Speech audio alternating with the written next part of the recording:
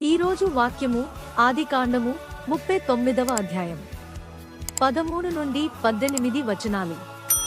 అతడు తన వస్త్రమును ఆమె చేతిలో విడిచి తప్పించుకొనిపోవుట ఆమె చూచినప్పుడు తన ఇంటి మనుషులను పిలిచి చూడడి, అతడు మనలను ఎగతాళి చేయుటకు ఒక హెబ్రీయుని మన యొద్దకు తెచ్చియున్నాడు.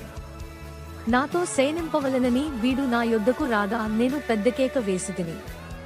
నేను బిగ్గరగా కేకవేయుట వాడు విని నా దగ్గర తన వస్త్రమును విడిచిపెట్టి తప్పించుకుని బయటికి పారిపోయెనని వారితో చెప్పి, అతని యజమానుడు ఇంటికి వచ్చు వరకు అతని వస్త్రము తన దగ్గర ఉంచుకునెను. అప్పుడామె తన భర్తతో ఈ మాటల చొప్పున చెప్పెను, నీవు మన యొద్దకు తెచ్చిన ఆ హెబ్రీదాసుడు నన్ను ఎగతాళి చేయుటకు నా యొద్దకు వచ్చెను.